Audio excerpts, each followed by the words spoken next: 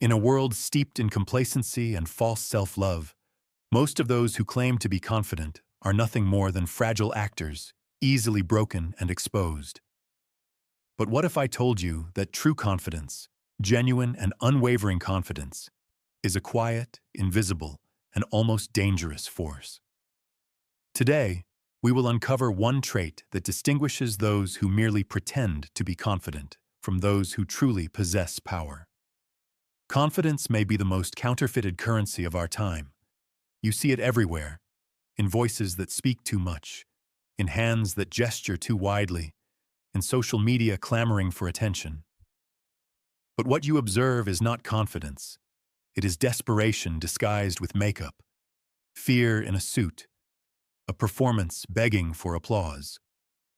True confidence is the kind that bends kingdoms and subjugates people without seeking to be noticed. It is invisible because it does not require validation from others. It does not announce itself. It simply exists. In my time, the loudest people always fell first. They were united by their own noise. They thought that confidence meant controlling the room. But true masters, real princes, understood something entirely different. The person who controls the room is not the one who speaks, but the one whom everyone watches in silence, not knowing what he will do next. The power of presence is not in the noise. It is a mystery, and confidence, when it is real, carries that same quality.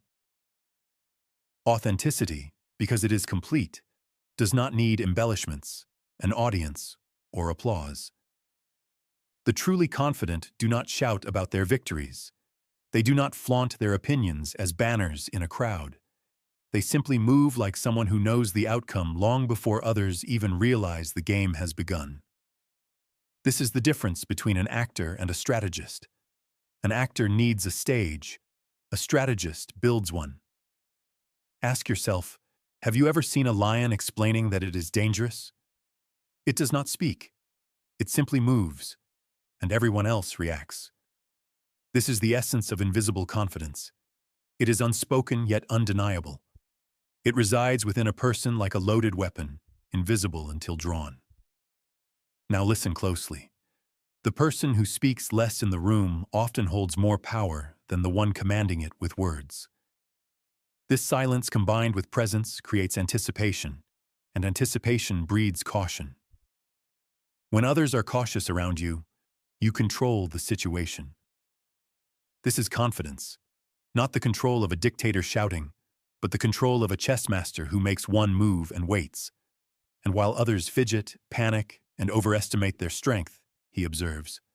When you understand this, you will see that the confidence of most people is actually just noise used to mask emptiness. The more they speak, the more the cracks become visible. The more they perform, the greater their need for approval becomes.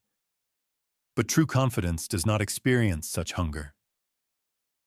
It is like a confident state, self-sufficient, self-reliant. It does not need approval to exist. Let others share their achievements. Let them talk about every small victory. Let them bask in compliments and strive for trophies. Meanwhile, you quietly build your own, because one day, without warning, you will appear. Not with a meeting, but with results. And at that moment, they will remember every moment of your silence. Every time you held your peace while they shouted. Every time they undervalued you, thinking that their noise signified superiority. And when your actions come to light, they will seem sudden. But you will know that they were carefully prepared in silence. That is why confidence is not visible, because it is rooted in something that no one else sees. Preparation, discipline, clarity, and the ability to act without the need to be led. You rise not by showing the world what you do. You rise by doing it so well that it is impossible to ignore when it is done. You let silence speak until the result thunders. This is what truly confident people understand. This is what Machiavelli observed about every enduring ruler. And this is what you must learn if you want to move unnoticed, strike without suspicion, and win without announcing that you are even playing. The average person believes that strength manifests through force. They think that superiority must be expressed loudly and immediately. When threatened, they react. When praised, they boast. They believe their strength lies in recklessness, their tongue, their fists, their pride. But they do not understand one thing. The most dangerous creature in any room is the one that does not react. Strength is not weakness. It is mastery.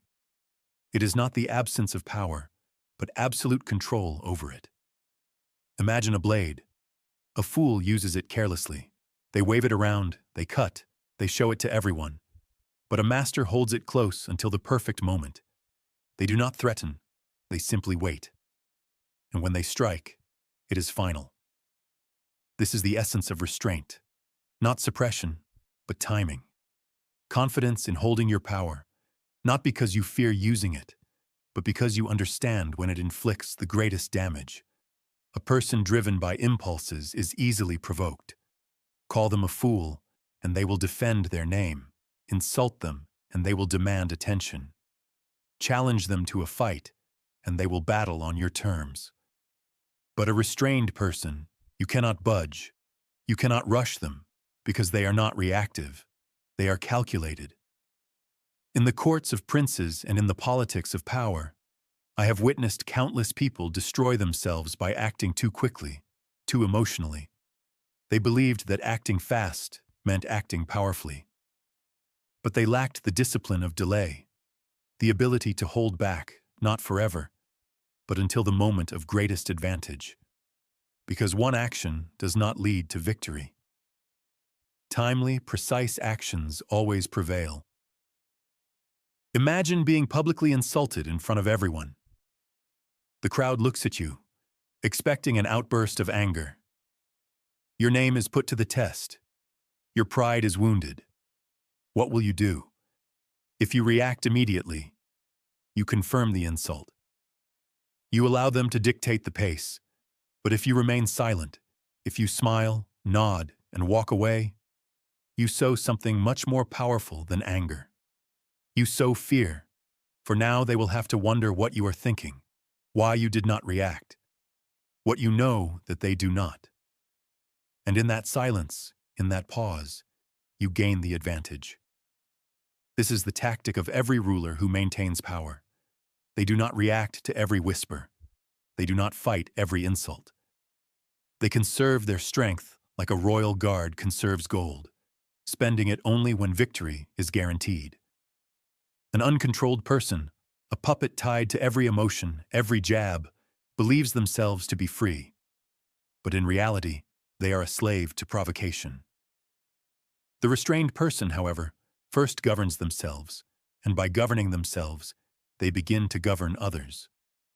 Those who cannot control their instincts do not deserve the trust that comes with influence. They may rise quickly, but they fall even faster, for the world knows how to provoke them. They have no defense. They are exposed. But a person who possesses restraint is unpredictable, and such people are untouchable. Because you never know when they will strike, and more importantly, you do not know what they are thinking. Silence can be interpreted in 1,000 ways. Inaction is a message written in fog, and this uncertainty is a weapon sharper than any sword. True restraint is not indifference. It is a conscious decision. It is biting your tongue until the right moment. It is smiling at your enemies while you dismantle them brick by brick, unnoticed, unhurried. A restrained person does not need to be the loudest in the room because they have already decided that the room does not matter. Only the end result is important. And when the moment comes, when they finally decide to act, it is no longer a reaction. It is a conclusion. The most reliable way to recognize a weak person is not through their silence but through their behavior. They cannot sit still. They cannot be unnoticed.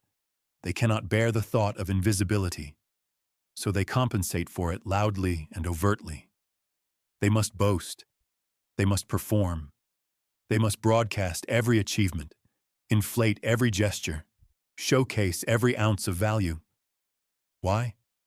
because deep beneath the mask of pride lies a trembling need for approval. What they cannot find within themselves, they demand from the world. You will see them in court, on the streets, online today more often than not, like a drowning man in symbols of wealth, cloaked in borrowed authority, exhausted from thirsting for recognition.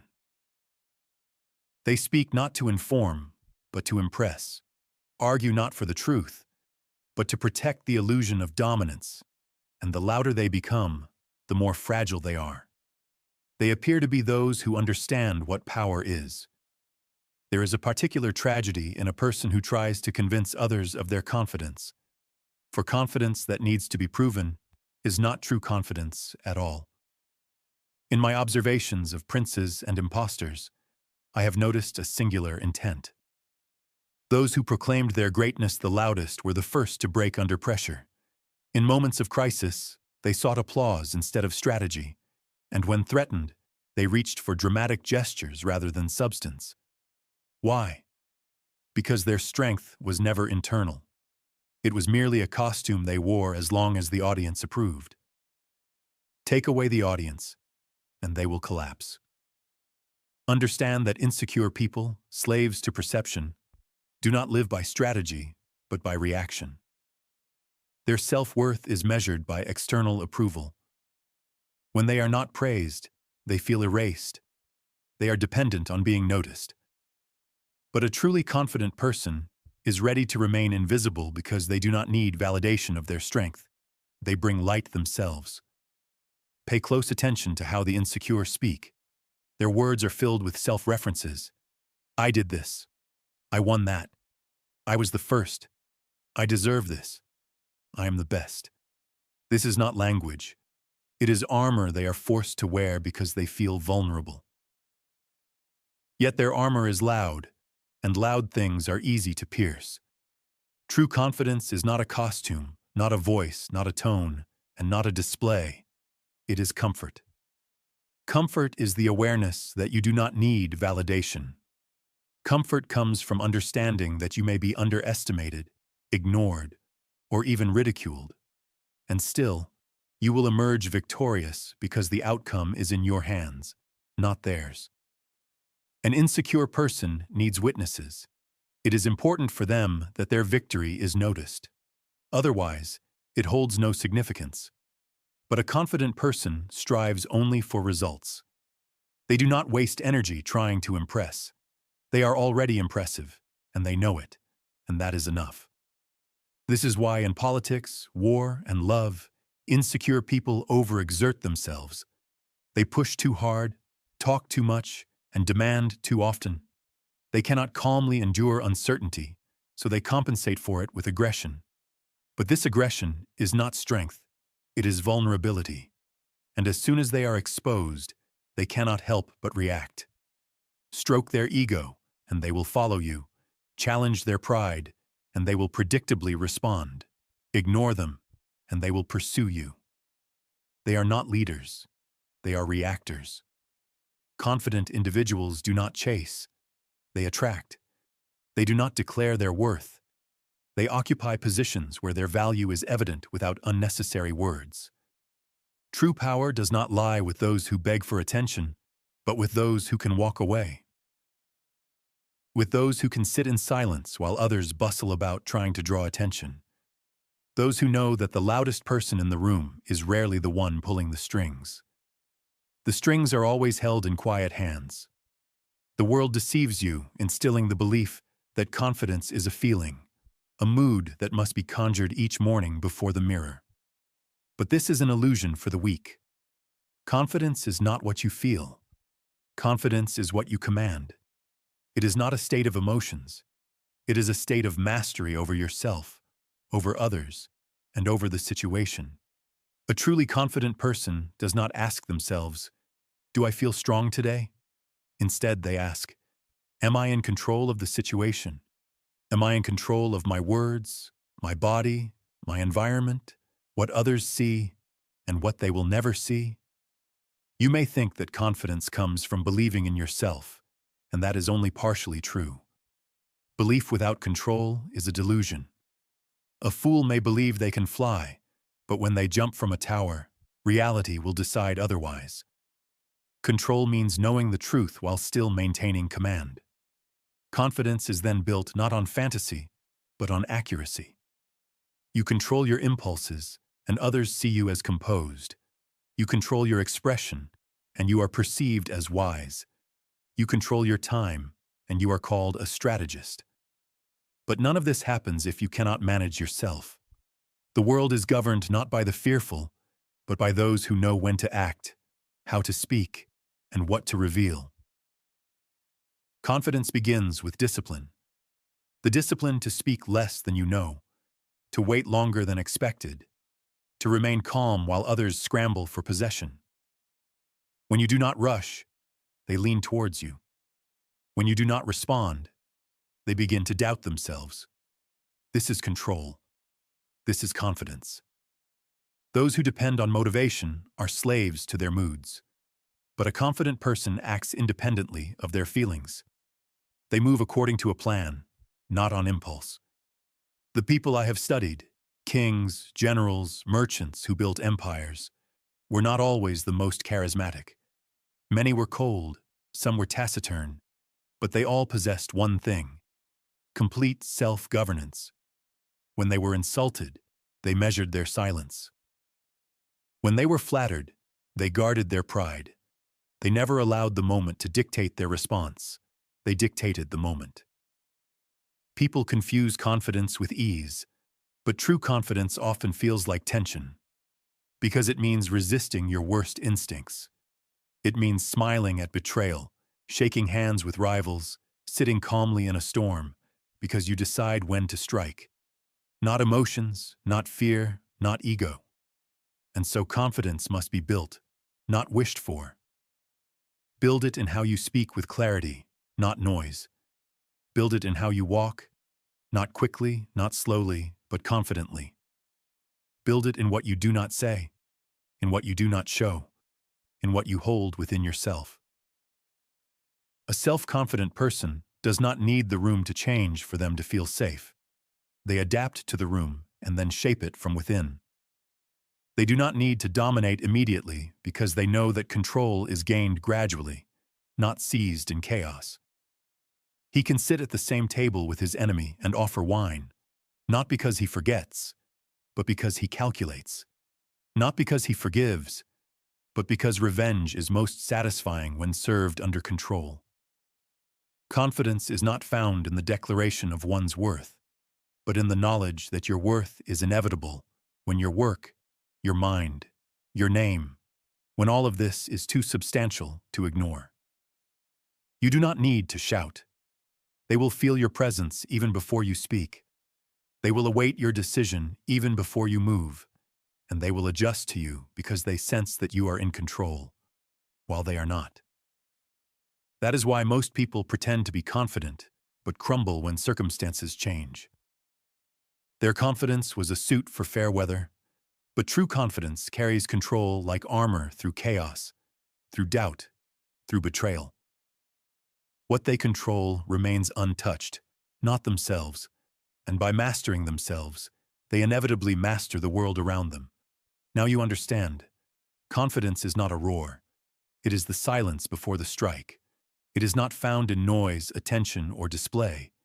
It is found in restraint, remaining unnoticed until the moment becomes yours.